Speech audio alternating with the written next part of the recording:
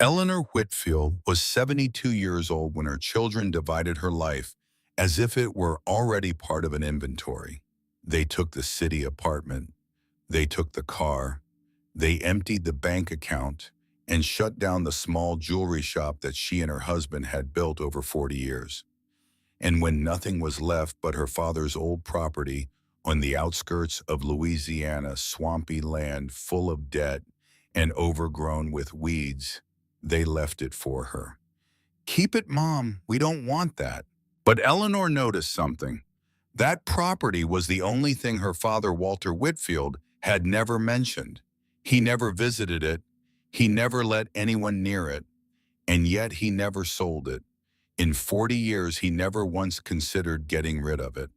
So Eleanor did something her children would never understand.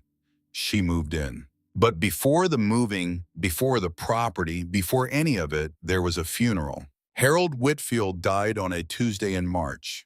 47 years of marriage, and Eleanor found him sitting in his favorite chair by the window with the television on and the coffee still warm on the side table. The paramedics said it was his heart. Eleanor could have told them that Harold's heart had been saying goodbye for years.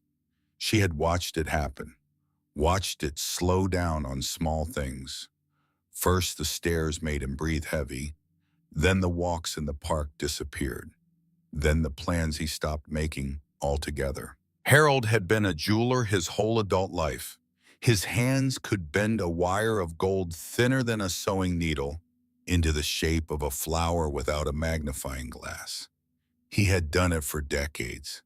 But around 68, his eyes began to fail, and he started handing the delicate work to their son David. First, it was just the precision settings. Then it was the custom orders. Then it was the books. And with each piece Harold surrendered, a piece of his authority went with it. Eleanor saw it happening but said nothing because Harold was proud, and proud men do not want their wives to name the thing that is breaking them.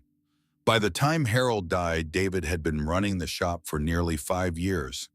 Harold still showed up every morning, sat at his bench, and polished finished pieces that didn't need polishing.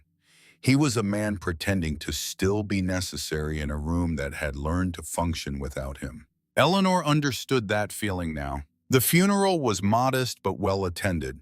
200 people came, customers from the jewelry shop, 30-year neighbors, relatives who hadn't called in months. Her eldest son, David, 49 years old, managed everything with an efficiency Eleanor recognized. It was the same efficiency Harold had once used to run the business when he was young and sharp and unquestioned. David wore a navy suit and shook every hand with the precise solemnity of someone who knows they are being watched. Her daughter, Karen, 45, flew in from Atlanta with her husband.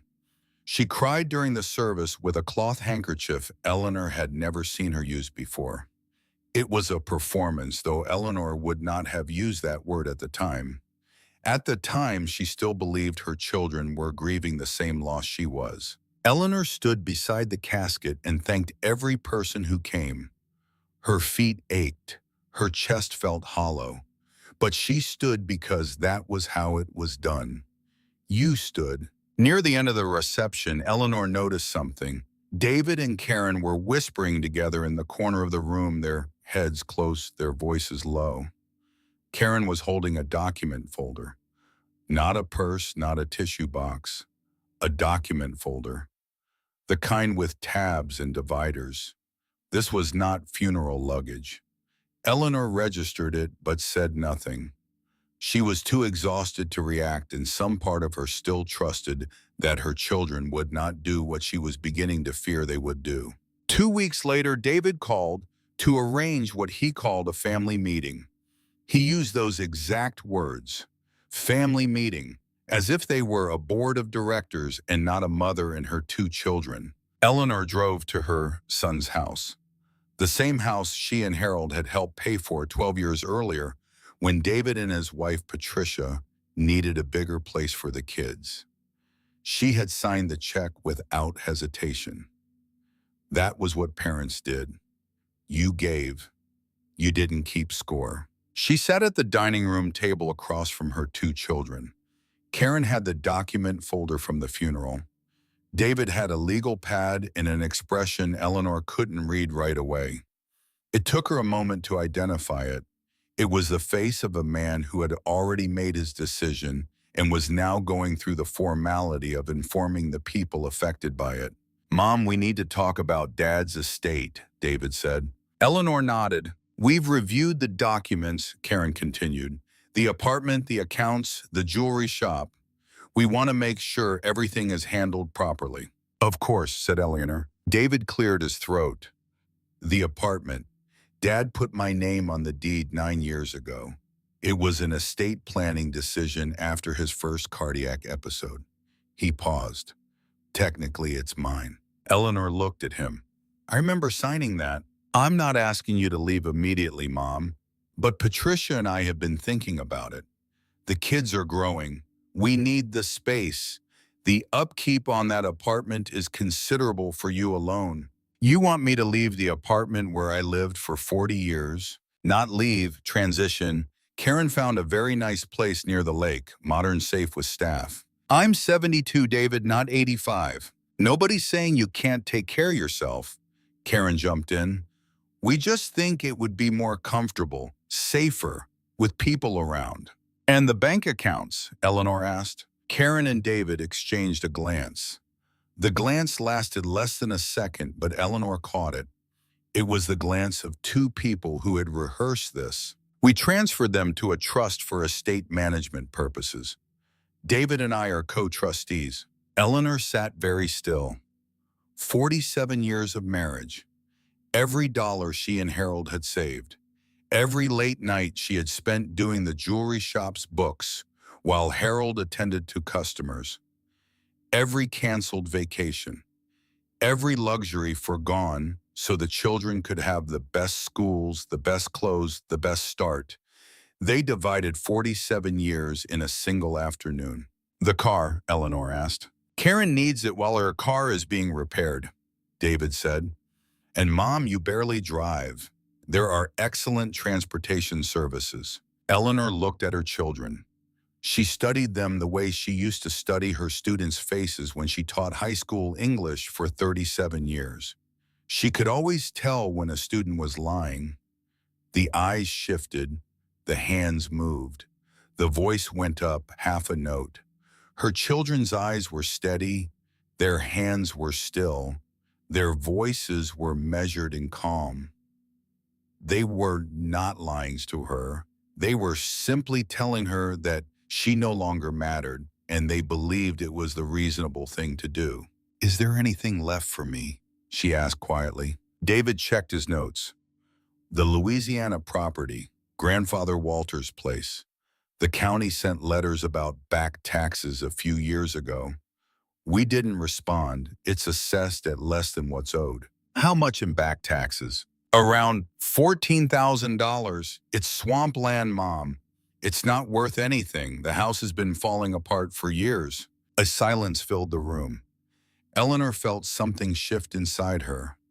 Not anger, something older than anger, something that had been building since she watched Harold hand over piece after piece of himself to this man sitting across from her. "I'll take it," she said. David blinked. "Take what?" "The property, I'll take it." Karen leaned forward. "Mom, there's nothing there. No running water, no reliable electricity. The house has been abandoned for years." "You said it's mine. My father left it to me, not to a trust, not to you, my father to me." "It's literally a debt," David said. "Then you won't mind me keeping it." Neither of them argued. Why would they? They had already taken everything that mattered. The Louisiana property was a punchline, a piece of paper representing a debt nobody wanted to pay. Eleanor left David's house that evening with her handbag, her coat, and her father's pocket watch. She had carried that watch since Walter died 24 years ago.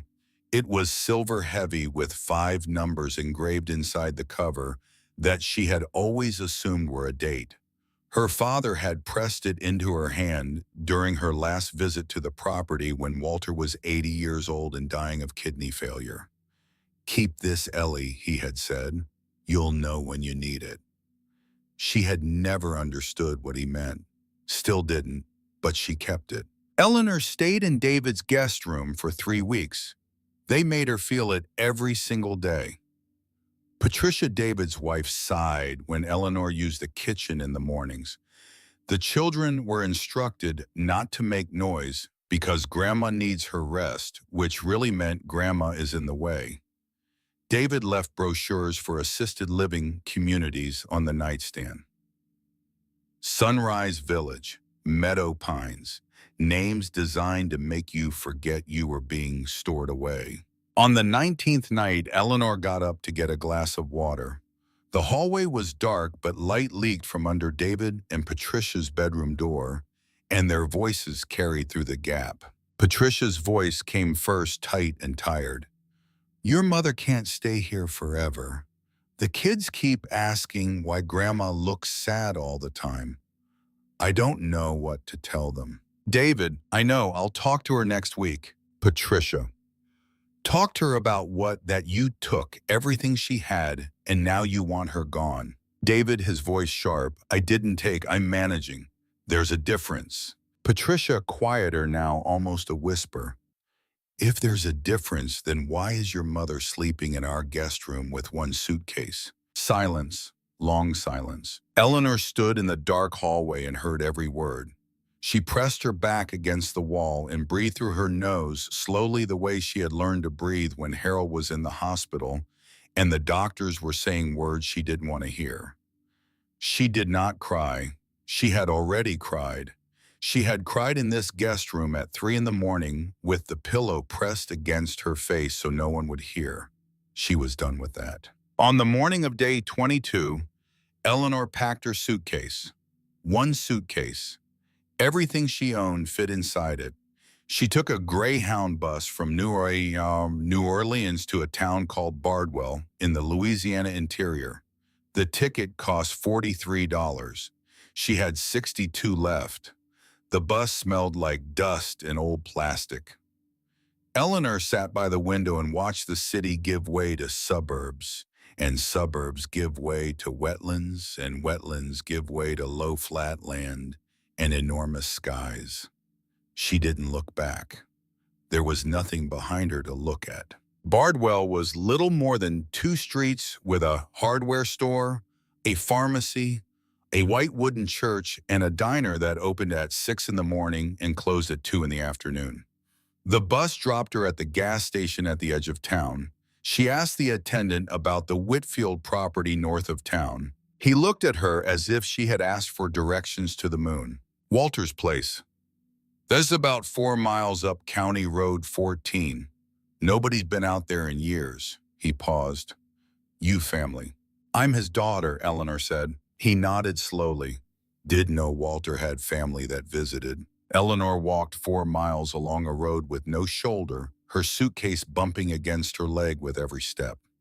It took almost 2.5 hours. A pickup truck slowed beside her, and a middle-aged woman with work boots rolled down the window. Need a ride, ma'am? Almost there. Where is there? The Whitfield property. The woman raised her eyebrows. Walter's place, you sure? Eleanor nodded. The woman shrugged and drove on. The property was worse than she remembered. Much worse. The driveway was barely visible, choked with weeds and young trees that had pushed through the gravel over decades of abandonment. The house sat at the end of it, a 2-story wooden structure that had once been white.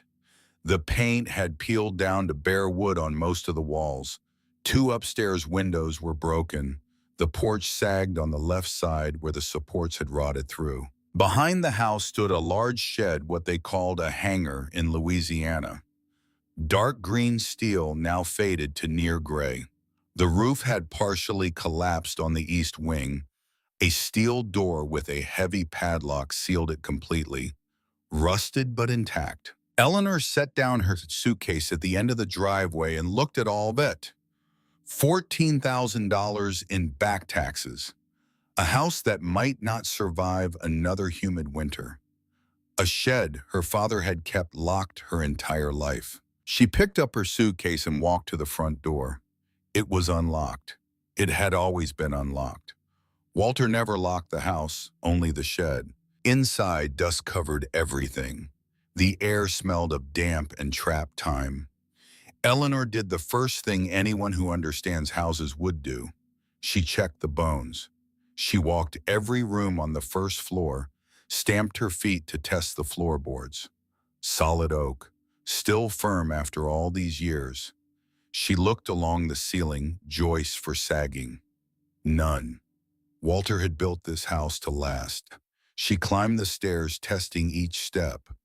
The third and seventh treads creaked but held. Upstairs, the east bedroom had termite damage in one corner, a soft spot the size of a dinner plate, but the rest was sound. The bones were good. The skin needed work, but the bones were good. She tried the fuse box. Nothing. She tried the kitchen faucet. Dry. She found her father's armchair in the living room, worn leather, positioned facing the window that looked out toward the shed. She sat in it and looked through the glass at the steel door with its rusted padlock. That first night, she slept on the mattress in Walter's room. It smelled of dust and old wood, but it held her weight. She covered herself with a quilt she found in the closet one her mother had knitted before Eleanor was born. The seams were coming apart in places, but it was warm. She woke at dawn to bird song, swamp frogs, the creak of the house settling on its foundation. She lay there listening for a long time. Then she got up and started cleaning. She worked 3 straight days, swept every floor, wiped every surface, scraped mold from the bathroom with a spoon handle, carried armloads of dead leaves and animal nests out of the corners. She burned the debris in a pile in the backyard, and the smoke rose straight up in the still Louisiana air. On the second day, a neighbor who lived about a mile to the south saw the smoke and drove over. "You living here?" she asked from the truck window. "I am. Water's been shut off. You'll need to call the county, electric too." "How much will that cost?" "Couple hundred with the deposits, probably." Eleanor had $62. 200 was a wall she couldn't climb. But the next morning, she found an envelope in the mailbox with no return address. Inside were $300 and $20 bills and a note written in a shaky but firm hand. Walter Whitfield was a good neighbor. Welcome home. Eleanor stood by the mailbox for a long time holding the money in the note. She didn't ask who sent it. Some things you don't question, you just accept them and keep moving. She called the county from the neighbor's phone and got the water and electricity reconnected. By the end of the first week, the house was livable. Not comfortable, not pretty, but livable. On the 5th day, a silver sedan pulled up the driveway. It was so out of place on the dirt road that Eleanor heard it before she saw it. She stepped onto the porch and watched a man get out. Mid-50s, pressed collar shirt, leather shoes, hair combed smooth. He looked like he had taken a wrong turn out of a real estate catalog and ended up in a swamp. "Mrs. Whitfield." He smiled the way salesmen smile, with all his teeth and none of his eyes. "Dale Fenton. I'm a real estate agent here in Bardwell. I've been keeping an eye on this property for a few years now." He explained that a development company wanted to buy the entire area for an ecotourism project. They were offering $40,000 for the Whitfield land, which included clearing the $14,000 in back taxes. "You'd walk away with $26,000, Dale said. "That's enough for a nice little apartment in Baton Rouge for a few years. Fresh start." Eleanor looked at him from the porch. The porch was sagging. The paint was peeling. She was standing on a ruin in clothes she had worn for 3 days. And this man was telling her what she was worth. "The property is not for sale," she said. Dale smiled patiently. "Mrs. Whitfield, I say this because I care. This land is a liability. The house is falling apart. You have no water, no electricity, and hurricane season is 3 months away. $40,000 is a very generous offer for something the market values at zero. Eleanor looked at him the way she had looked at students who tried to convince her the dog ate their homework. Mr. Fenton, I just left a house where people told me what everything I had was worth. I don't need to hear it again. She turned and walked back inside. Dale left his business card on the porch railing. The wind blew it into the mud. The water ran brown for 20 minutes, then cleared. The electricity worked in every room except the upstairs hallway. She found canned goods in the cellar mason jars of preserved vegetables her father had sealed years ago still good. She cooked her first meal on the old gas stove, black beans with rice and canned tomatoes. She ate alone at the kitchen table looking out the window toward the shed. The shed. Walter had never let her inside, not once in her entire childhood. "That's my workshop," he always said. "There's nothing in there for you." When she was 11, Eleanor tried to peek through a gap in the siding. Walter caught her and raised his voice. It was the only time in her life he had ever shouted at her. She never tried again. Now she was 72 and Walter had been gone 24 years, and the shed sat there with its rusted padlock like a question nobody had ever answered. On the 8th morning, Eleanor walked to the shed with a small sledgehammer she found in the cellar. She wedged the head behind the padlock hasp and pulled. The screws held for a moment, then tore free from the rotted wood. The lock clattered to the ground. She pushed the steel door open. Daylight fell across the interior. Fallen beams lay across the collapsed east wing. Gray, ancient hay covered most of the floor. Tools hung on the walls, rusted past the point of usefulness and into something like sculpture. A long workbench stood against the far wall, buried in debris. Eleanor stepped inside, carefully testing each footfall. The floor felt solid, too solid. She swept hay away near the entrance and looked down. Concrete. Smooth poured concrete extending wall to wall across the entire shed floor. That was wrong. Louisiana sheds had dirt floors, wooden planks, sometimes loose concrete blocks. Not poured slabs. Not unless someone was trying to keep something underneath from being found. Eleanor walked the entire perimeter, kicking hay aside as she went. The concrete was consistent across the whole surface. No cracks, no joints. This was the work of someone who knew exactly what he was doing. Near the northwest corner, she noticed the surface was slightly different, smoother, perhaps more recent, though still decades old. She stamped on it. The sound changed, hollow. Eleanor knelt and pressed her ear to the concrete. She knocked with her knuckles. The sound echoed back, deep and resonant, as if there were a room underneath. She sat back on her heels and stared at the floor. Her father had poured a concrete slab in his shed and sealed something beneath it, something he had spent his entire life protecting, something he had never told a single person about, something so important that he shouted at his 11-year-old daughter for trying to peek through a gap in the wall. Eleanor pulled the pocket watch from her jacket. She turned it over. The 5 numbers inside the cover caught the light filtering through the broken roof. She ran her thumb across the grooves Walter had engraved by hand into the silver. She still didn't know what they meant, but for the first time in 24 years, she felt she was getting close. Eleanor closed the shed door behind her and walked back to the house. She could not break through this concrete alone. She needed a pneumatic hammer, a compressor, and someone she could trust. Tomorrow she would go to town. But tonight she sat in Walter's armchair, the one that faced the window, the one that looked out toward the shed. And for the first time she understood why her father had positioned the chair exactly there. He hadn't been looking at the yard. He hadn't been watching the birds or the weather or the light changing over the wetlands. He had been watching the shed every day for decades, guarding whatever was beneath that floor from the only chair in the house that gave him a clear line of sight to the steel door. Eleanor sat in that chair and looked at the shed through the same window her father had looked through for 40 years. The evening light was fading. The frogs were starting. And somewhere beneath 4 inches of concrete, a dead man's secret was waiting for the only person he had ever trusted to find it. Guidry's Hardware opened at 8 in the morning, and Eleanor was standing at the door when the lock turned. The bell above the entrance chimed as she stepped inside. A man behind the counter looked up from a newspaper.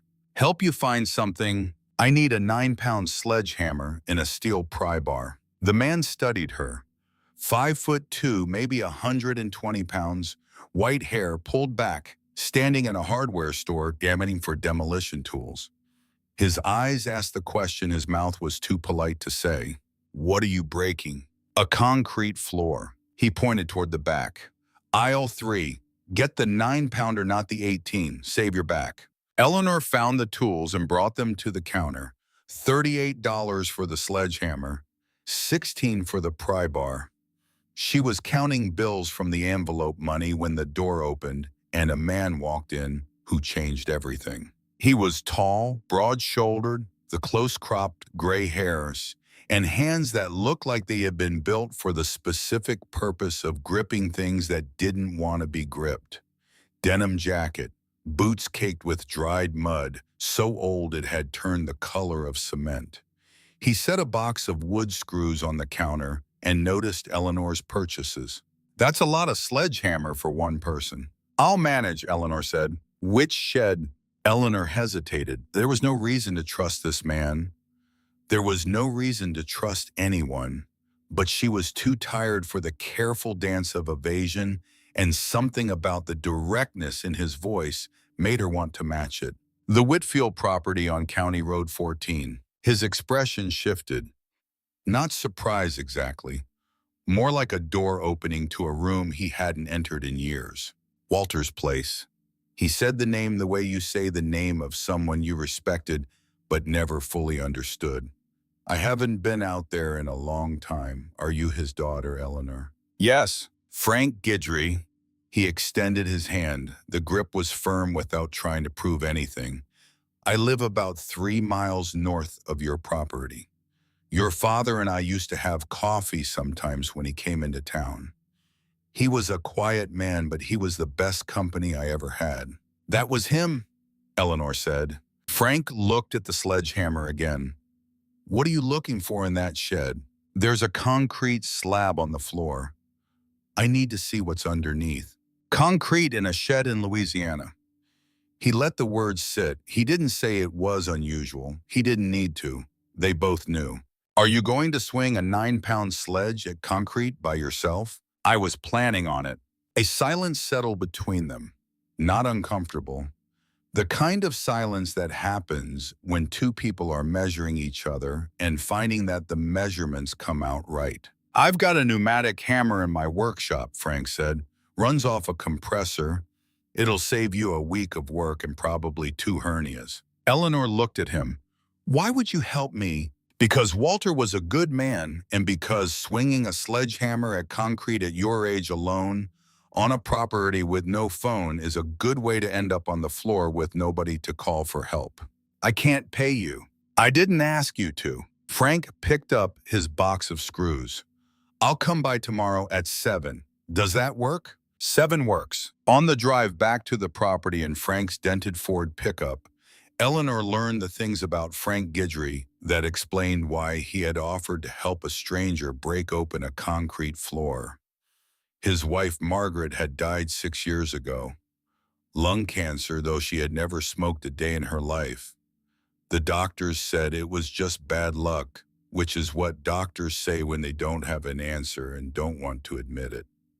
Frank had nursed her for 11 months, changed the sheets, administered the medication, held the basin when the treatments came back up. He did it alone because their son lived in Houston and called once a month, always opening with, "You doing okay, Dad?" and hanging up before Frank could answer honestly. "Walter and I understood each other without having to explain." Frank set his eyes on the road. 2 old men drinking coffee, not saying much. But that silence was more honest than most conversations I've ever had. Eleanor understood then. Frank was not helping her out of general kindness. He was helping her because Walter had been the only real friend he had, and this was the only way left to honor that friendship. Frank Guidry arrived at 6:45 the next morning. Eleanor had coffee ready in the drip machine she had found in a kitchen cabinet and an old bun that still worked after she cleaned the calcium deposits out of the heating element with vinegar. It was the first real coffee she had made at the property.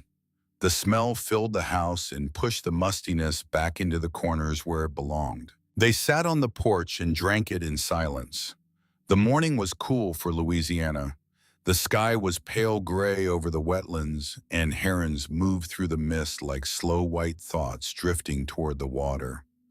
Neither of them spoke for a long time. There was nothing that needed to be said. The coffee was hot.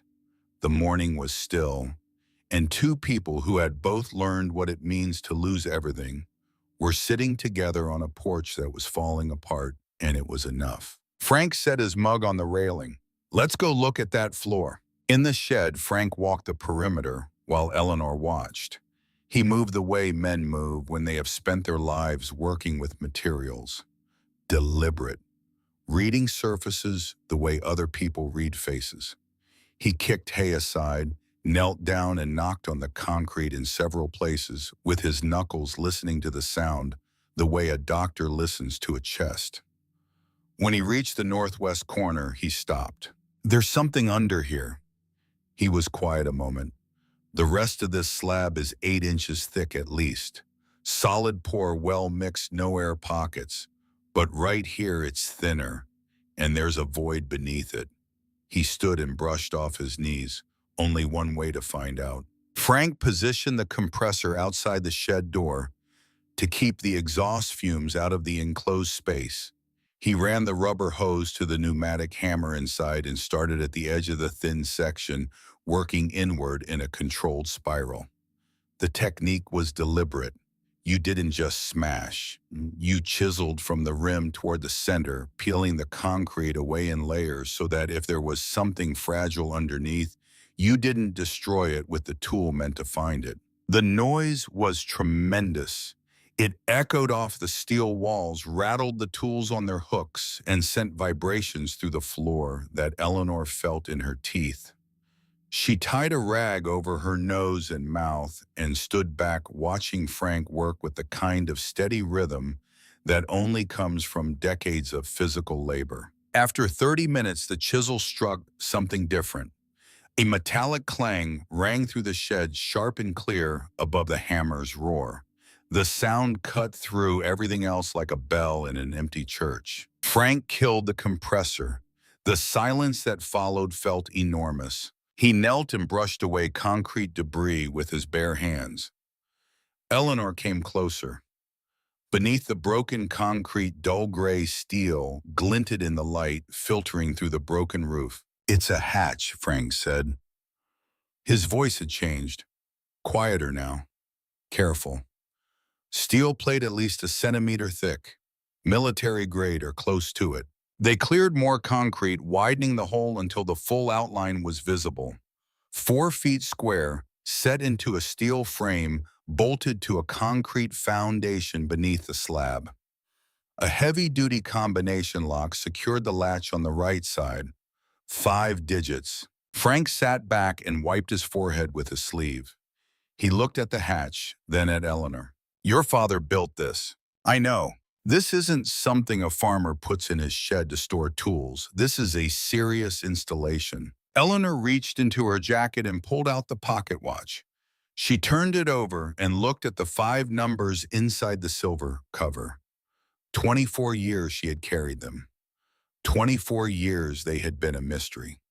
She knelt beside the hatch and placed her fingers on the combination lock. Left to the first number, right to the second, left to the third, right to the fourth, left to the fifth. The lock clicked open. The sound was small, mechanical, final, but it filled the shed the way thunder fills a valley. Frank looked at her. Eleanor looked at the lock. Her hands were trembling. "That's what the watch was for," she said quietly. "He gave it to me when he was dying. Told me I'd know when I needed it." "Do you want me to open it?" Frank asked. "No." Eleanor put her hands on the cold steel. "This is my father's. Whatever's down there, he left it for me. I'll open it." The hatch was heavy. Frank helped her lift it, and it swung back on thick hinges that groaned with decades of rust.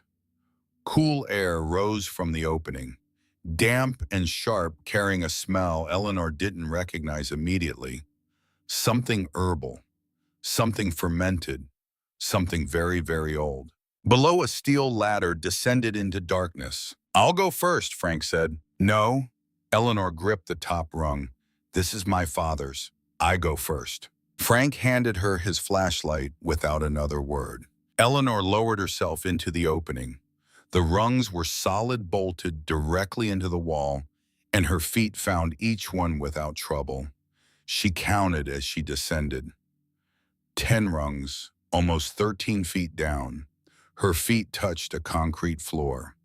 She turned on the flashlight and swept the beam across the darkness. 3 walls of the underground room were lined floor to ceiling with oak shelving. On every shelf, bottles, glass bottles, hundreds of them, thousands of them, each one sealed with wax, each one labeled in her father's careful handwriting. The labels bore dates: 1954, 1958, 1963, 1967. The oldest bottles were dark amber, their contents barely visible through the thick glass. The newest were lighter honey-colored, still clear after decades underground. In the center of the room stood a heavy wooden workbench with 2 stools. On the workbench, among tools and measuring instruments and wax-sealing supplies, sat a single envelope, yellowed with age. On the front, in Walter Whitfield's hand, "For Ellie when you find this place." Eleanor set the flashlight on the bench. She picked up the envelope. Her hands were still trembling, but for different reasons now. She opened it and began to read. Walter's letter was written in the same careful hand he had used to label every bottle on those shelves. It began without greeting the way he had always spoken, direct and stripped of ceremony. He told her everything. He had started in 1952. The war was over. He had come home to 60 acres of land that didn't produce enough to feed a family. Eleanor's mother was pregnant. They had a 2-room house with no heating and a well that went dry every August. But Walter had a skill he had learned from his own grandmother, a woman who had grown up on the islands off the Carolina coast.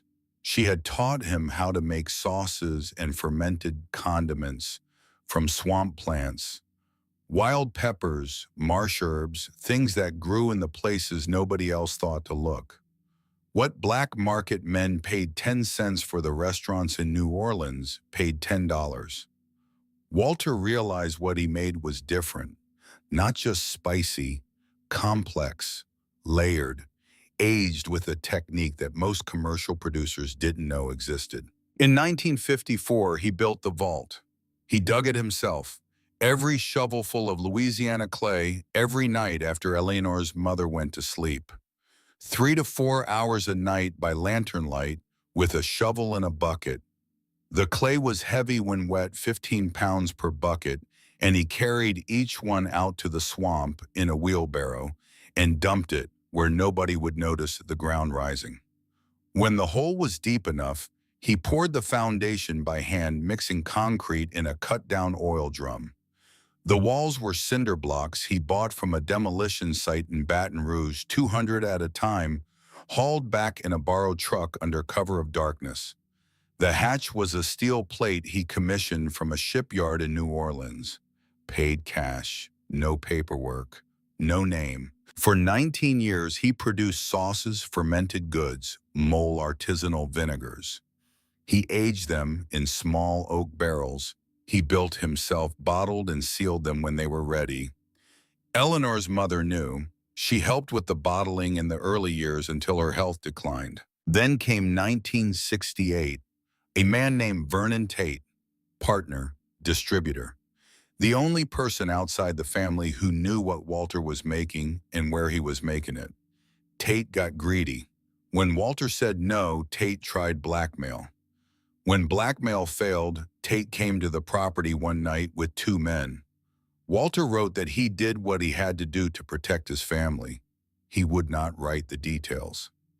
Eleanor did not need them. But after that night, everything stopped. Walter sealed the vault, poured concrete over the hatch, and never touched it again. Eleanor paused in her reading. She remembered what Ruth Calloway, the librarian in town, had told her during her first visit to the Bardwell Public Library.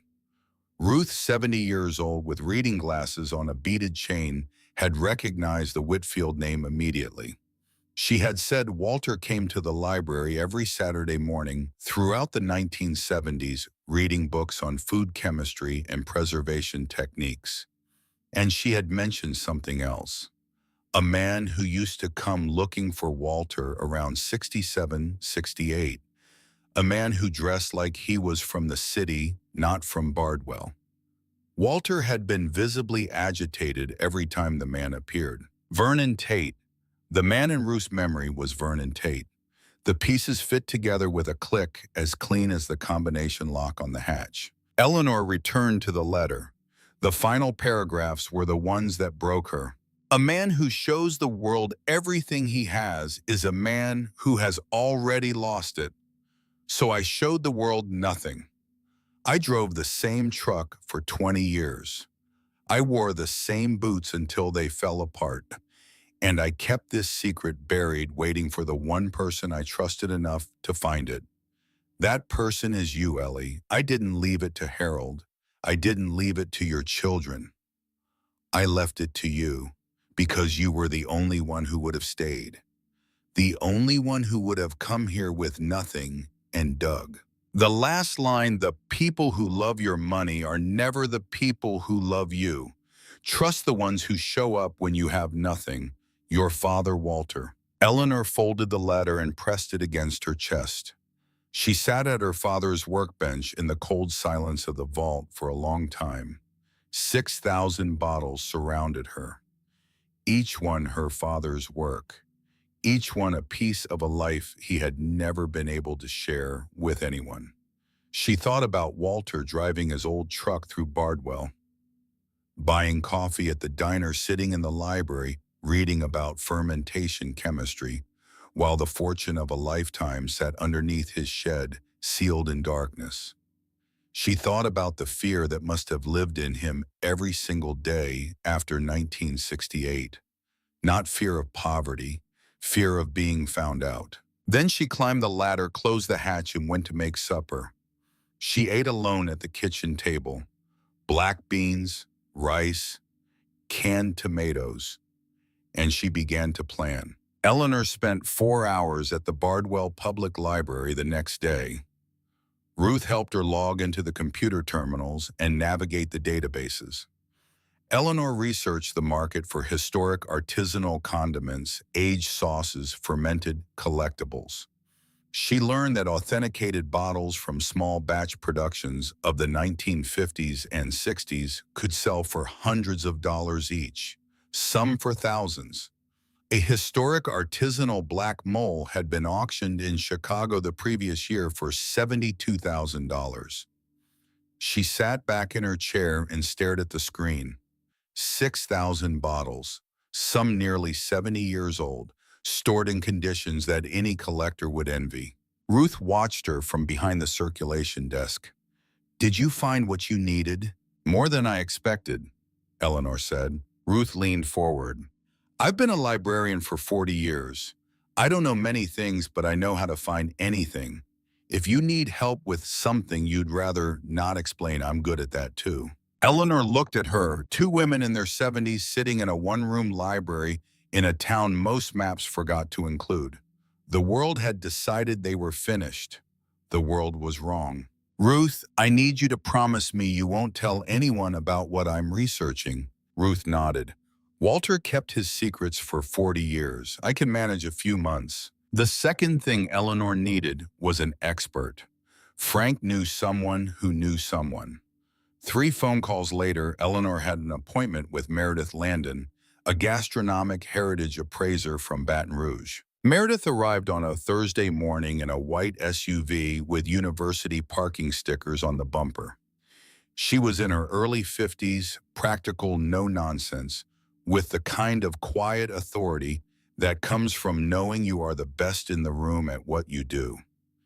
Eleanor led her to the shed, opened the hatch, and watched Meredith descend the ladder. At the bottom, Meredith stood still for 30 full seconds. Then she began to move along the shelves, slowly pulling bottles at random, examining labels, holding glass up toward the flashlight beam, checking wax seals for integrity.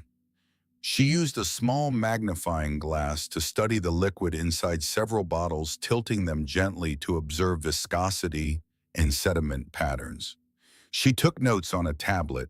She did not speak for nearly an hour. When she finished, she sat on the second stool beside the workbench and rubbed her face with both hands. It was the gesture of someone trying to process something that exceeded their professional vocabulary. "Who made this?" she asked. "My father." "Your father was a genius. The aging process, the storage conditions, the fermentation technique. I've seen museum collections with less care put into them." "How much is it worth?" Meredith set her tablet on her knee. "I can't give you an exact number without full testing. Authentication, chemical analysis, provenance documentation. But based on what I'm seeing here, the volume, the age, the condition, we're looking at a collection worth somewhere between $8 and $15 million. The number sat between them in the cold underground air. Eleanor did not react visibly. She had expected something large. But hearing it said aloud was different. 8 to 15 million. Her father, who had mended his own boots with shoe glue and eaten beans and rice 5 nights a week, had been sitting on a fortune his entire adult life. "What do you recommend?" Eleanor asked. "Don't flood the market. A collection this size released all at once would collapse the price. You want to sell in small batches through private buyers and select auction houses. At that pace, with proper marketing, you could stretch this over 5 to 8 years and maximize the return. And if I needed money quickly, I can connect you with 2 or 3 private collectors who would buy 50 bottles tomorrow. Based on my preliminary assessment, you get somewhere around $180,000 to $250,000 for the first batch."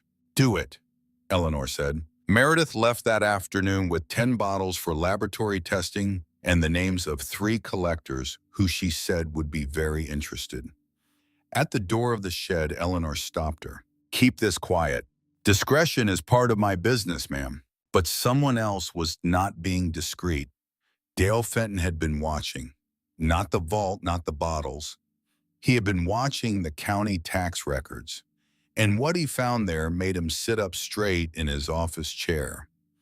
Eleanor Whitfield, who had arrived in Bardwell with $62 and a suitcase, had just paid $14,000 in overdue property taxes with a cashier's check drawn on a bank in town. 5 weeks, from $62 to $14,000.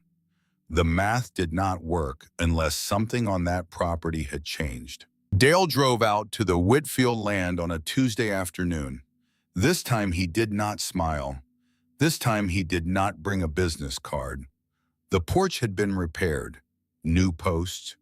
The sagging was gone. A used Chevy pickup sat beside the house rust on the fenders, but the engine ticking with the residual heat of recent use. A carpenter's truck was parked near the shed, where someone was replacing roof panels. Eleanor met him on the porch. She was wearing work clothes now, not the road-worn outfit from their first meeting. She stood with her arms crossed and waited for him to speak. "Mrs. Whitfield, I'm not here to make an offer." Dale's voice was different, tighter, more precise.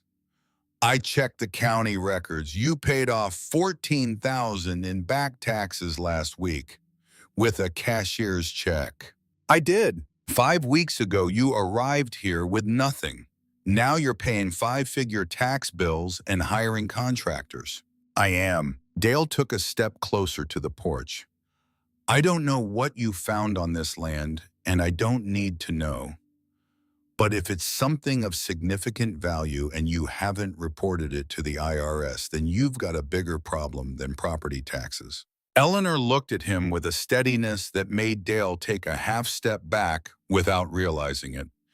Every transaction I've made goes through a bank and has a receipt. I have an attorney. Would you like to speak with her? Dale was quiet. He had expected confusion. He had expected a 72-year-old woman living alone on swampland to crumble when he mentioned the IRS. She did not crumble. She stood on her repaired porch and looked at him the way a hawk looks at something moving in the grass far below. Then Dale said the thing that changed everything. You have a son named David, don't you? Runs the Whitfield jewelry shop up in Ohio. Eleanor felt the words hit her chest before her brain fully processed them. I think he'd want to know what his mother is doing down here, Dale said, and he got in his car and drove away. Eleanor stood on the porch until the dust from his tires settled. Then she went inside and made 2 phone calls. The first was to Meredith Landon. We need to accelerate the first sale. Someone is asking questions. The second was to her lawyer in Bardwell. I need to review the trust documents again. Make sure everything is airtight. The lawyer confirmed what Eleanor already knew. The irrevocable living trust Walter had established in 1980 was bulletproof. The property, the land, all structures, and everything inside them belonged to Eleanor. Sole beneficiary, no amendments possible without a court order. Her children had no legal standing. 50 bottles from the most aged stock sold to 2 private collectors in New Orleans within 10 days. $220,000. Eleanor paid the property taxes, deposited the rest in her bank account, bought the Chevy truck, and hired local workers to repair the house and shed roofs. The property began to look like someone lived there, someone who intended to stay. Eleanor did not call David. She did not call Karen. For the first time in decades, she felt no need to report her whereabouts or justify her decisions to anyone. But the silence from someone who used to be dependent is louder than any phone call. Karen noticed first. She arrived on a Saturday in November in a rental car. Eleanor saw her coming up the driveway from the kitchen window and stepped onto the porch. Karen got out slowly. She had dressed for a different world, heels and a wool coat, and she picked her way up the gravel path with the careful steps of someone who does not trust the ground beneath her. She stopped at the foot of the porch steps and looked up at the fresh paint, the new post, the truck. Mom, where did you get the money for all this? I managed. You had $62 when you left David's house. I had a little more than that. Karen climbed the steps. She was trying to read Eleanor's face, searching for confusion, vulnerability, some sign that this was a mistake she could step in and fix. She found none. This isn't safe. You're out here alone in the middle of nowhere. What if something happens? I've been here 4 months. I've repaired the house, paid the taxes, bought a truck, and cleared 3 acres of overgrowth. If something happens, I'll handle it. Karen's eyes drifted to the shed. What's in there? Tools, old hay, nothing interesting. Grandpa Walter always kept that shed locked. It was locked. I opened it. It's just a shed. Eleanor held her daughter's gaze without blinking. 37 years of teaching 12-year-olds had given her a skill that no amount of money could buy, the ability to outweight anyone. Karen accepted coffee, declined lunch, asked 7 more questions about the money that Eleanor did not answer. But before she left, standing by her rental car with her keys in her hand, Karen said something Eleanor had not expected. Mom, David is in trouble. The jewelry shop is losing money. Trish wants to sell the apartment. Eleanor said nothing. Karen, I'm not telling you this to ask for anything.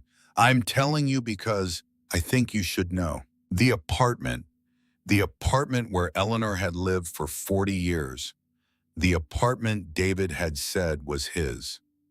Now he was about to lose it too. Karen hugged her quickly and drove away. Eleanor watched until the car disappeared down County Road 14. Then she went inside and picked up the phone. Frank, Karen was here.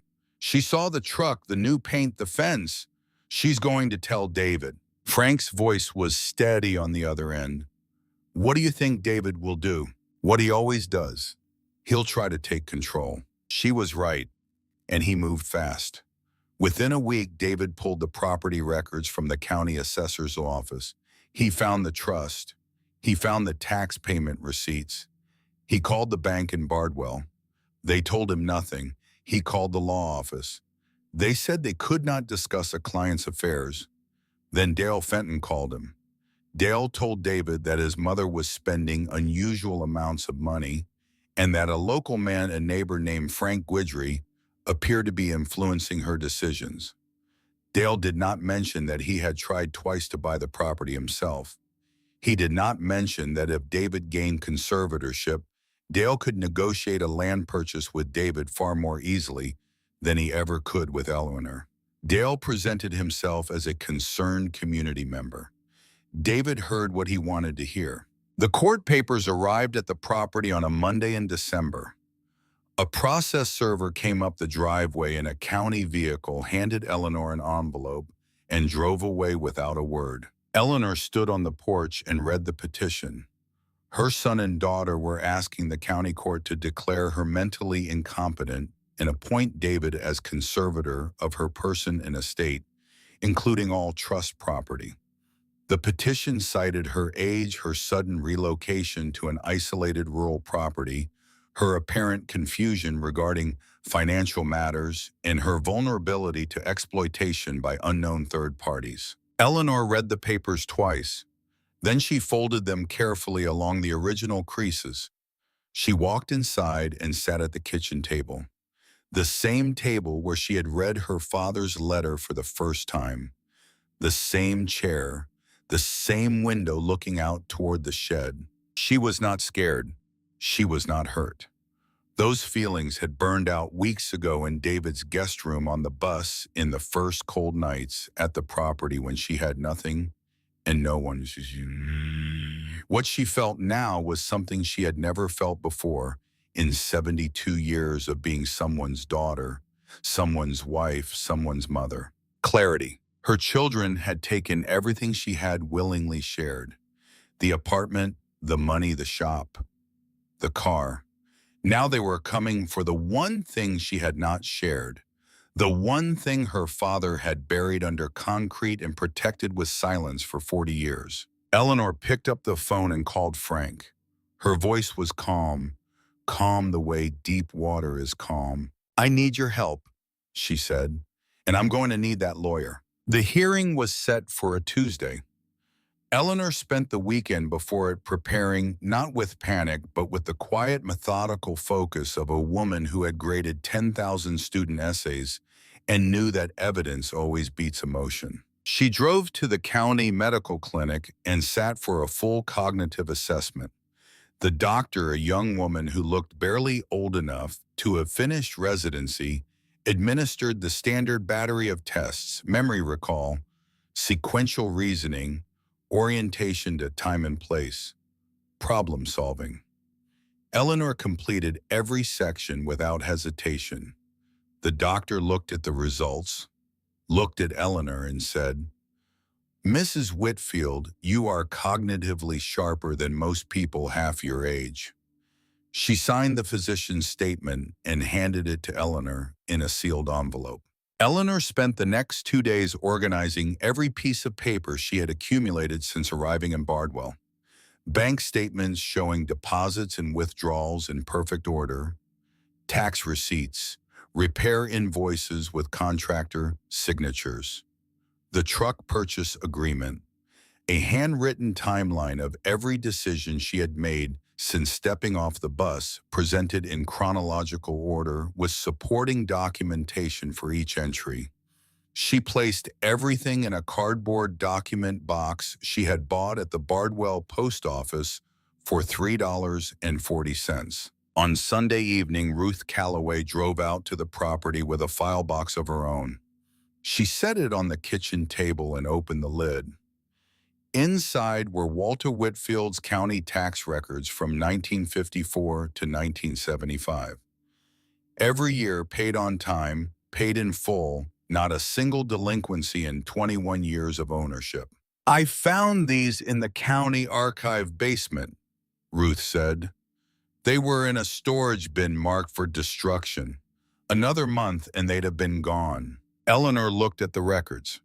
Row after row of Walter's name, the property address, the amount paid, the date stamp from the county clerk's office. Each one a small proof that her father had not been a careless man or a confused man or a man who did things without reason. He had been the most deliberate person she had ever known. Every decision from the vault beneath the shed to the trust he established in 1980 had been made with the same precision he used to label every bottle on those shelves. "Thank you, Ruth." Ruth put her hand on Eleanor's arm. "You go in there tomorrow and you show them who you are." That evening, Frank came by. He did not sit on the porch this time. He stood in the kitchen doorway with his hat in his hands, turning it slowly by the brim. "I want to come with you tomorrow," he said. Eleanor shook her head. "This is between me and my children." "I know that, but you don't have to walk in there alone." Eleanor looked at him. This man who had shown up at 6:45 in the morning with a compressor and asked nothing in return. This man who had shared coffee on a broken porch and driven her to town and helped her repair a fence line, and never once made her feel like she owed him anything for any of it. "Frank, if you walk into that courtroom, David's lawyer will point at you and say you're the third party who's been exploiting me. You'll become the evidence they don't have." Frank was quiet for a long moment. Then he nodded. "I understand." He put his hat back on. "But I'll be in the parking lot just in case you need a ride home." Eleanor almost said something, almost told him what that meant to her. But some things don't need words, and they both knew it. She drove herself to the courthouse on Tuesday morning. Navy dress she had bought in town. Her father's silver pocket watch pinned to her lapel. The document box sat on the passenger seat like a second passenger. The road was empty. The sky was the color of old pewter, heavy with clouds that hadn't decided whether to rain. The courtroom was small, wood-paneled walls, fluorescent lights that hummed the way they always do in government buildings, that low electrical drone that gets into your teeth after a while, an American flag in the corner, a water pitcher on the judge's bench that nobody ever pours from. David sat on the left side of the aisle with his attorney, a sharp-looking man in a dark suit with a leather briefcase that probably cost more than Eleanor's truck. David was wearing the Navy suit again, the same one from the funeral. Eleanor noticed that. The same suit he wore to bury his father, he now wore to try to bury his mother. Karen sat beside David with her hands folded in her lap and her face arranged into an expression of deep concern. It was a good performance, better than the one at the funeral. She had been practicing. Eleanor sat on the right side with her lawyer, a woman in her 50s whose office was above the Bardwell post office and whose coffee mug read, "The law is what I say."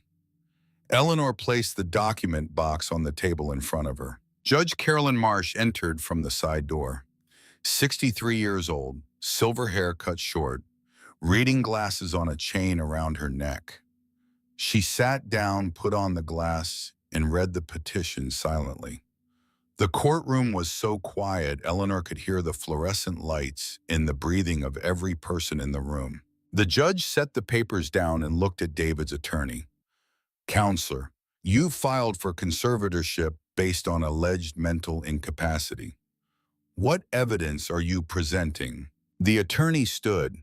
He had the polished delivery of a man who billed by the quarter hour and wanted you to feel every dollar. "Your Honor, Mrs. Whitfield is a 72-year-old woman who, following the death of her husband, abandoned her family home and relocated to an isolated and deteriorated rural property with no support system, no apparent income, and no clear plan. She has since engaged in significant financial transactions whose source her family cannot identify. We believe she is being influenced or exploited by unknown third parties, and that she lacks the capacity to manage her own affairs. The judge looked at Eleanor. Mrs. Whitfield, do you have a response? Eleanor's lawyer stood. She opened the document box and began placing papers on the table one by one, the way a card player lays down a winning hand. Your Honor, we would like to present the following. Medical records. Cognitive assessment scored in the 97th percentile. Physician statement certifying full mental competency.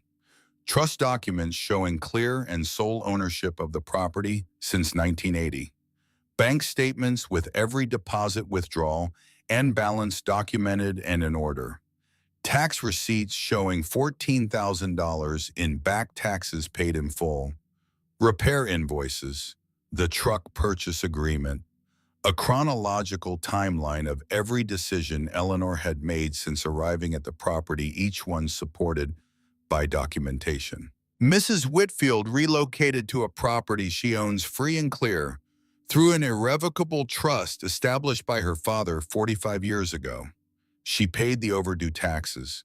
She restored the residence to livable condition. She purchased a vehicle. She opened a bank account and has maintained a positive balance throughout. Every transaction is documented.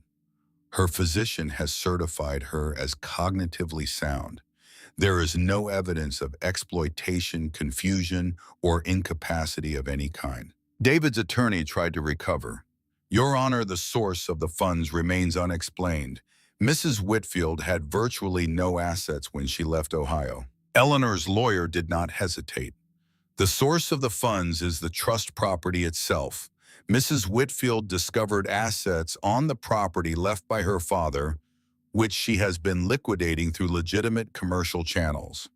The trust documents clearly state that all property and contents within the trust boundaries belong exclusively to Mrs. Whitfield. The funds are hers, legally, unambiguously, and completely hers. The judge turned to David. Mr. Whitfield, do you have any medical testimony? Any physician statement, any evidence beyond personal concern? David looked at his attorney. His attorney looked at the table.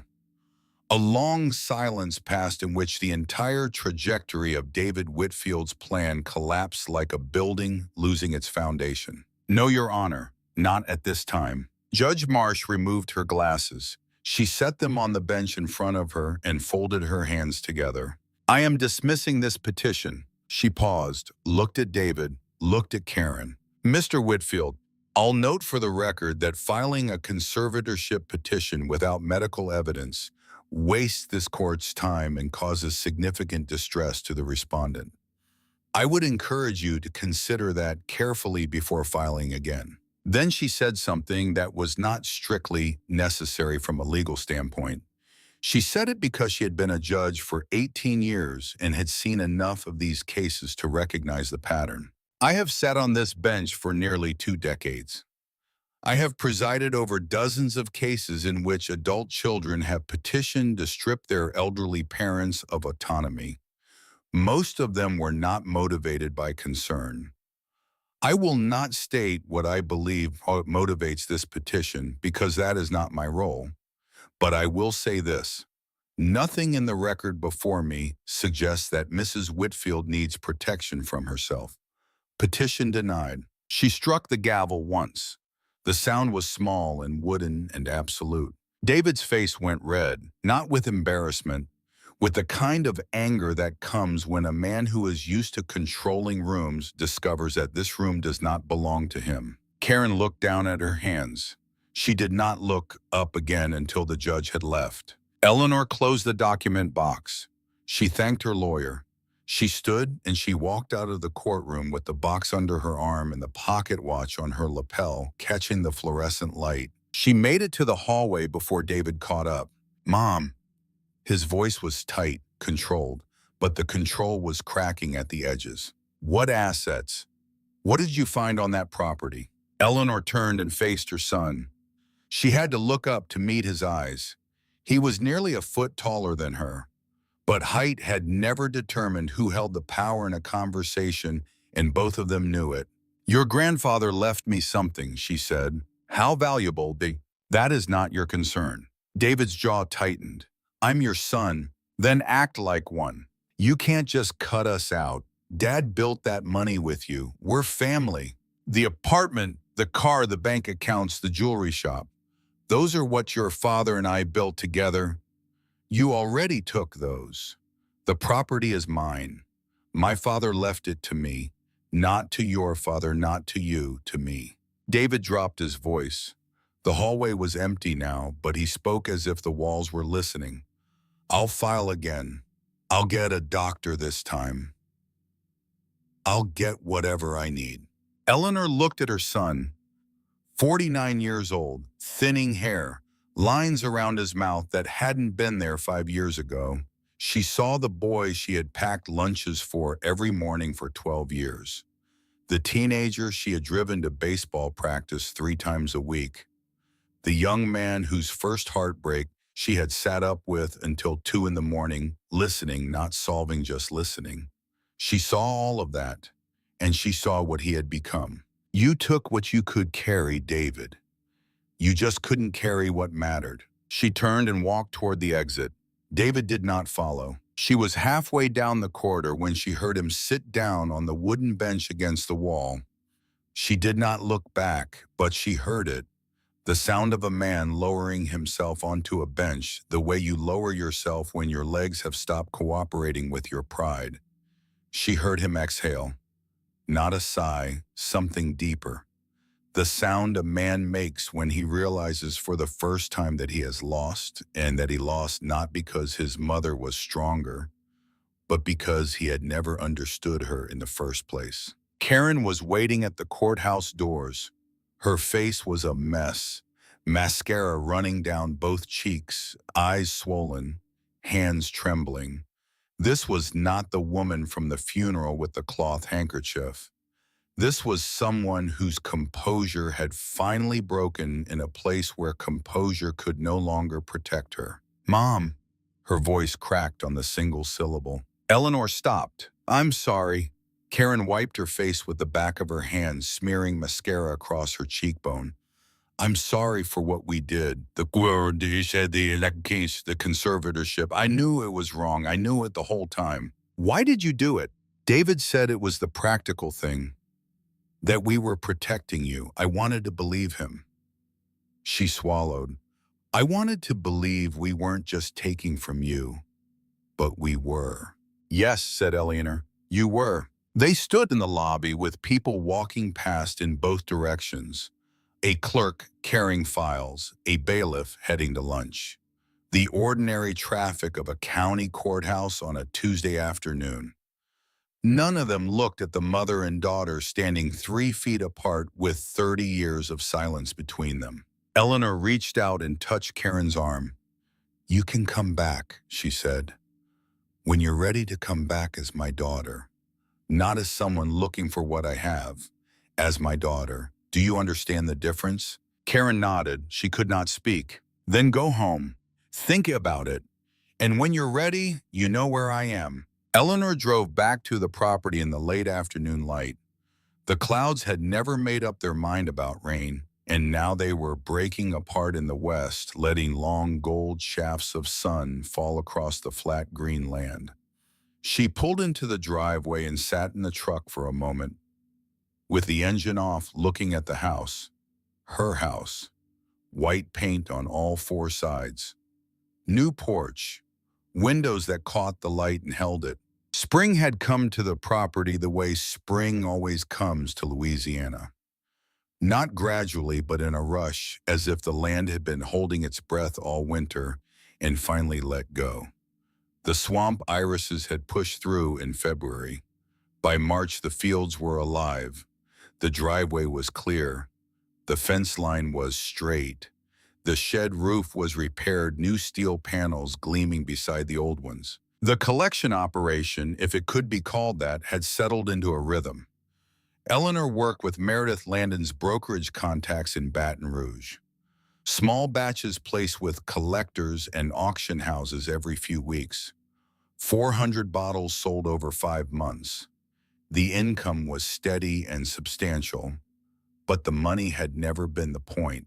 One afternoon in early April, Eleanor drove to a building on the edge of town, a converted storefront that had been empty for years, the old pharmacy with its painted signs still faintly visible on the brick.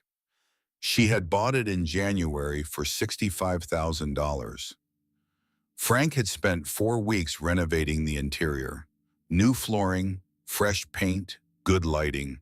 A sign hung above the front door. Whitfield Community Aid. Below it in smaller letters, housing assistance. Legal referral, emergency support. She hired a social worker from the county. She hired a retired attorney part-time, and she opened the door. The idea had come from a conversation at the grocery store. A woman named June, 68 years old, recently widowed. Her adult son had put her house in his name while she was grieving, told her it was for tax purposes, and then sold it out from under her. She had been living in a motel for 3 weeks trying to figure out how to get it back. Eleanor listened to her story in the canned goods aisle and felt something tighten in her chest.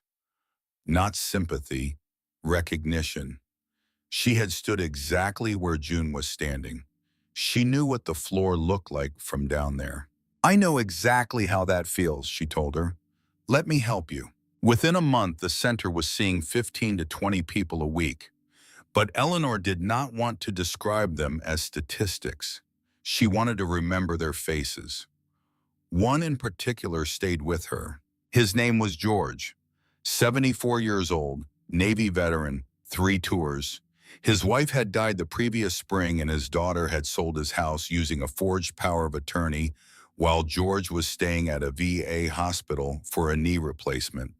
He came into the center carrying his belongings in a plastic grocery bag. His veteran's ID was expired. His hands shook, not from age, from rage that had nowhere to go. Eleanor sat with him for 2 hours. She listened. She called the attorney. 3 weeks later, George had his house back. The day after the paperwork was finalized, George walked back into the center. Eleanor expected him to say thank you. Instead, he said, "What else needs doing around here?" She put him in charge of the coffee. He showed up every morning at 7:30, brewed 2 pots, and sat by the door greeting people as they came in. He never talked about what had happened to him. He just showed up. Eleanor understood that. Some people process pain by talking. Others process it by being useful. George was the second kind, so was she. Dale Fenton came to the center on a morning in late April. Eleanor saw him through the window and felt her shoulders tighten. She prepared for whatever new angle he had found, whatever new pressure he intended to apply.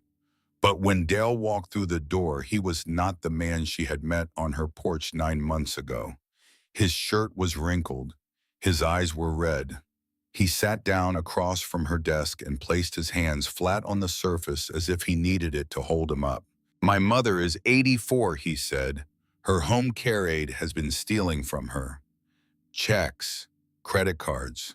She took out a loan in my mother's name." He stopped, swallowed.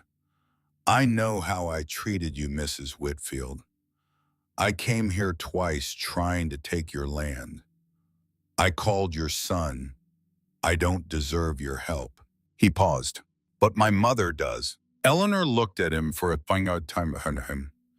She thought about the first day he had shown up in his silver sedan with his pressed shirt and his salesman's smile. She thought about the second time when he had threatened her with the IRS and dropped her son's name like a grenade. She thought about the phone call he had made to David, the call that had set the conservatorship petition in motion, the call that had been designed not to protect Eleanor, but to make it easier for Dale to buy her land. And then she thought about something Walter had written in his letter. The people who love your money are never the people who love you. Trust the ones who show up when you have nothing. Dale Fenton had not shown up when Eleanor had nothing. He had shown up when she had something he wanted. But right now, sitting across from her with red eyes and wrinkled clothes and a mother who was being robbed, Dale Fenton had nothing. And Eleanor was the one with something to give. "Sit down," she said. "Tell me everything." She connected him with the attorney. She made the phone calls. She did not forgive Dale. Forgiveness was not what this was. This was Eleanor choosing to become the person her father had wanted her to be. The person who built a vault not to hoard a fortune, but to protect the one person who mattered. Eleanor was building something too. Not underground, not in secret, in plain sight with a sign on the door and coffee brewing in the back. Frank volunteered at the center on Tuesdays and Thursdays. He handled intake paperwork and drove people to appointments in his old Ford. He never explained why he did it. He just showed up. One evening after closing, they sat in the truck outside the storefront. The sun was going down behind the flat line of the horizon, turning the sky orange and purple in layers that looked painted. "Do you ever think about how strange this is?" Frank said. "What do you mean? 7 months ago, you stepped off a bus in Bardwell with a suitcase and $62. Now you're running a community center and selling artisanal condiments older than most of the people who buy them." Eleanor laughed. "When you put it that way, it does sound strange. It sounds exactly like what Walter would have wanted." Eleanor looked at the sign above the door, her father's name. He was afraid his whole life that someone would take what he built. He hid it, sealed it, buried it under concrete. And the whole time what he was really protecting was me. Frank nodded slowly. "And you found it. With a little help." Frank shook his head. "With a 9-pound sledgehammer and a $43 bus ticket." Eleanor laughed again. It was a sound she had almost forgotten she could make. Light, unguarded. The laugh of a woman who has walked through fire and come out the other side and discovered that the other side has coffee and a porch, and a man who shows up at 6:45 without being asked. The call from Karen came on a Saturday in May. Eleanor was in the garden she had planted behind the house, turning soil with a spade when the phone rang. "Mom, it's Karen. I know who it is." A pause. "Can I come visit? Not for anything, just to visit." Eleanor wiped the dirt from her hands. "When? Next weekend. I can drive down Friday evening." "I don't have a guest room set up. The couch is fine." "All right, come Friday." Karen arrived on a Friday evening in a car that was not the one she had taken from Eleanor all those months ago. She came alone. No David, no lawyer, no agenda, just a weekend bag and a bottle of wine that Eleanor set on the counter and did not open. They sat on the porch. The evening was warm and the swamp crickets were loud, and the sky was doing the thing it does in Louisiana in May, turning from blue to violet to deep purple in a slow dissolve that makes you forget you were ever in a hurry about anything. Karen was different, not performing, not probing. She sat in the chair next to Eleanor and looked out at the property and did not ask about money. She did not ask about the shed. She talked about herself. Her marriage was in trouble. She and her husband had started counseling. Her work felt hollow, like she was going through motions she had memorized years ago but no longer understood. After the hearing, Karen said, "I went home and I couldn't sleep for weeks. I kept thinking about what you said, about coming back as your daughter. And I realized I didn't know what that meant anymore. I don't know when I stopped being your daughter and started being someone who just took things." "It happened slowly," Eleanor said. "Most hurtful things do." Karen was quiet for a while. The crickets filled the silence. "David and I told ourselves we were being responsible, managing the estate, protecting you. But we weren't protecting you." She looked at her hands. "We were protecting ourselves from having to take care of you." "That's the truth," Eleanor said, "and I'm glad you can say it." And David, he hasn't called. No, he's angry. He feels like you humiliated him in court. I defended myself in court. If he felt humiliated, that's between him and his conscience. Karen looked at her hands again. Do you think he'll ever come around? Eleanor thought about it honestly. She thought about her son, his pride, his need for control, his inability to admit he was wrong even when the evidence was stacked on the table in front of a judge. She thought about Harold, who had been the same way until the last years of his life, when his failing body had taught him the kind of humility his success never could. I don't know, Eleanor said, but the door is open. It's always been open. He just has to walk through it. They talked until late, about things they hadn't discussed in years. Karen cried at one point, but differently than before. She cried the way you cry when you are letting something go rather than holding on to it. Eleanor did not cry. She had done her crying months ago alone in the dark, and she did not need to do it again. Karen stayed until Sunday. She helped in the garden. She visited the community center and sat in on a session watching Eleanor work with George on his VA benefits paperwork. Karen watched her mother lean across the desk, point to a line on a form, and explain it in the same patient voice she must have used in a classroom for 37 years. Karen did not say much. She just watched. Before she left, Karen stood by her car and looked at the shed. What's really in there, Mom? Eleanor smiled. Come back next time and I'll show you. Karen hugged her, not quickly, not politely. She held on the way you hold on to something you thought you had lost forever and just realized you might still have. Eleanor held on back. I love you, Mom. I love you too. Karen drove away. Eleanor watched until the car was gone down County Road 14, past the neighbor's fence, past the bend until even the dust had settled. Then she walked to the shed. She unlocked the door, opened the hatch, descended the ladder one last time. The vault was cold and quiet. The flashlight beam moved across the shelves, across the bottles, across 70 years of Walter Whitfield's secret life. Eleanor did not count. She did not check inventory. She had it memorized. She came down here for a different reason. She sat at her father's workbench and took out the letter. She did not need to read it. She knew every word. But holding it, feeling the paper between her fingers, sitting in the room her father had dug out of the Louisiana clay, one shovelful at a time in the dark, that was something no amount of memorization could replace. The paper was him. The room was him. The careful handwriting and the wax-sealed bottles and the steel hatch and the 5 numbers engraved in silver were all him. Everything Walter could not say in life, he had said down here, in silence, in secret, in the only language he knew how to speak. The property was not his fortune, it was his apology. For every afternoon he had spent underground instead of reading to her. For every conversation he had cut short because he was afraid of saying too much. For every year of distance he had put between them to keep her safe from a past he could not talk about.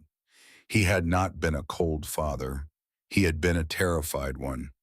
Terrified that what happened in 1968 would find its way back to the surface. Terrified that the law would catch up. Terrified that if Eleanor ever knew the truth, she would look at him differently. She would have, she knew that now. But she would not have loved him less. That was the thing Walter never understood. The thing he was never brave enough to test. Love does not require a clean record. It requires showing up. And Walter had shown up every day of her childhood.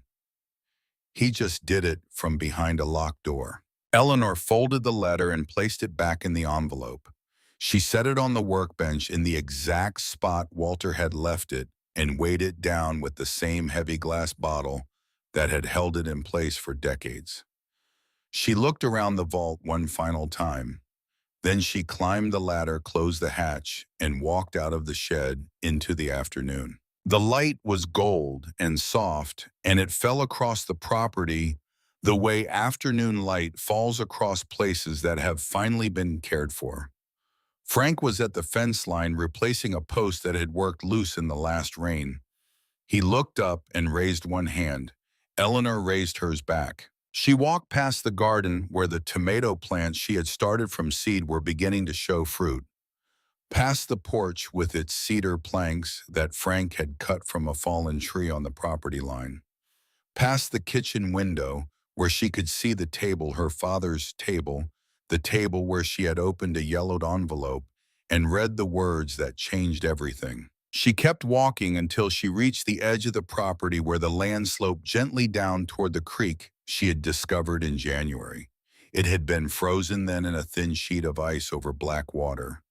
Now it ran clear and steady with spring water, making the soft, constant sound of something that has always been there and will continue to be there long after everyone has stopped listening. Eleanor stood at the edge and looked back at all of it.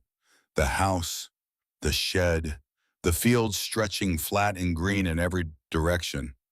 This place her children had laughed about.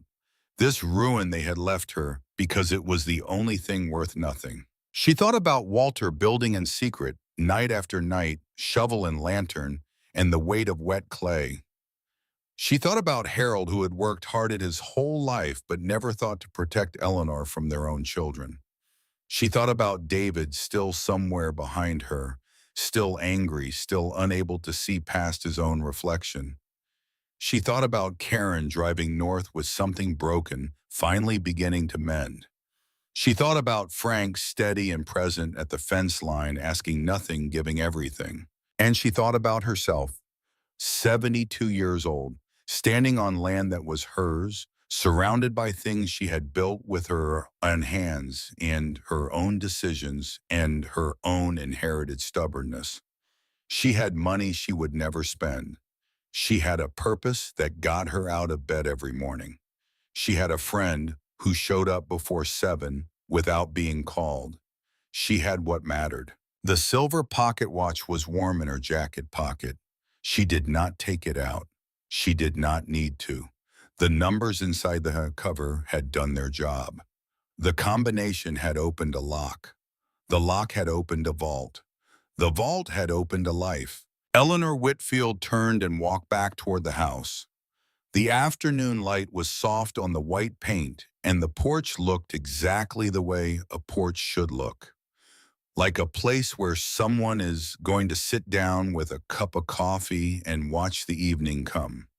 Like a place where someone lives.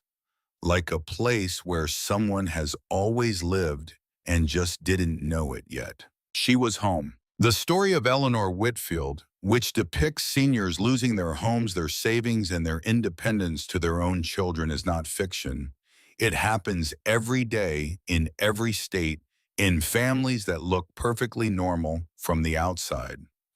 If you know someone going through something similar, legal resources for elderly Americans exist in almost every county across the country.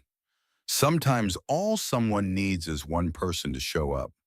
Sometimes all someone needs is someone to believe that what the world calls worthless might be the most valuable thing they've ever owned.